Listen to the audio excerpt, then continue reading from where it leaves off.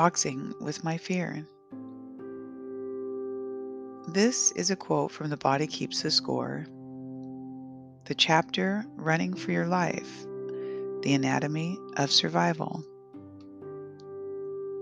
Realizing that other people can think and feel differently from us is a huge developmental step for 2 and 3-year-olds. Fast forward a little bit. Without flexible, active frontal lobes, people become creatures of habit, and their relationships become superficial and routine. Moving forward, the book says, the more intense the visceral sensory input from the emotional brain, the less capacity the rational brain has to put a damper on it. That's from pages 59 and 60. When I was 3, I had an attack that left me paralyzed. When that memory returned to me as an adult, it almost paralyzed me again. My emotional brain overtook my rational brain. That's where the boxing match began. As the sensory memory returned to me, my mind was being forced to remember that I had been trapped under the weight of my mother's body. I had been raped by my father, and it was now her turn.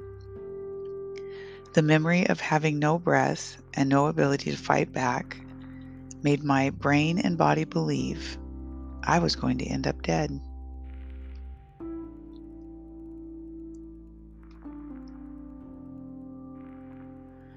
As that memory played out as an adult, I found myself wanting to become a prisoner to it. I felt like I had to surrender to the fear in that moment. During this time, my husband and I booked a trip to raft down the Deschutes River. I'd been dealing with this memory for about a year and wanted a momentary escape. What a grand time of exploration and new experience this rafting trip would bring. Or so I thought. When we arrived, they loaded us into vans. I was one of the first that jumped in the van.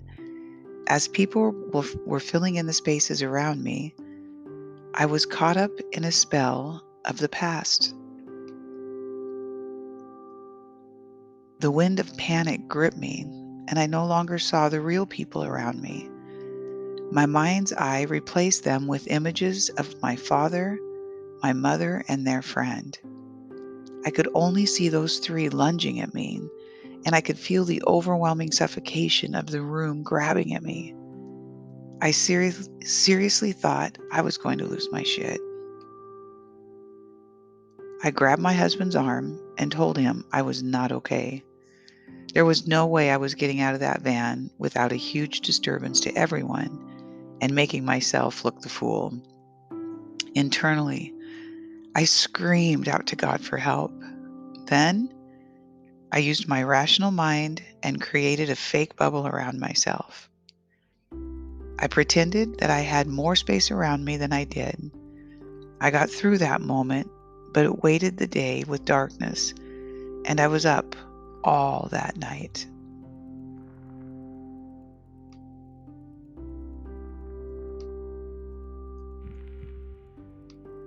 Multiple times breaking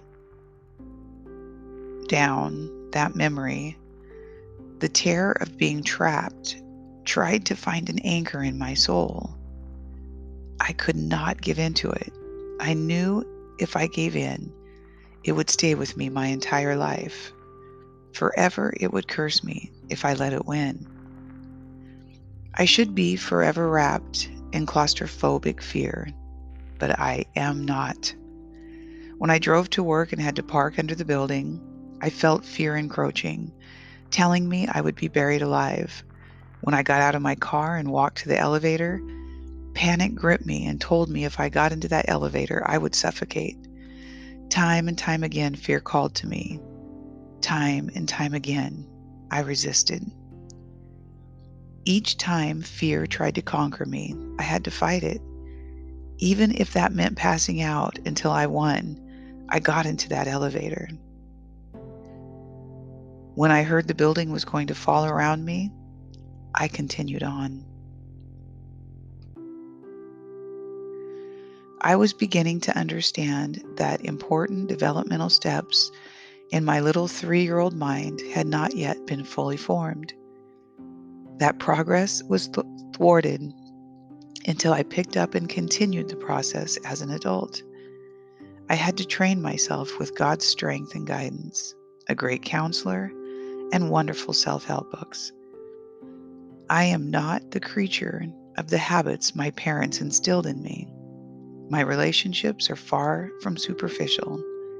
I have learned to enjoy boxing with my fears because it is the only way I can overcome them.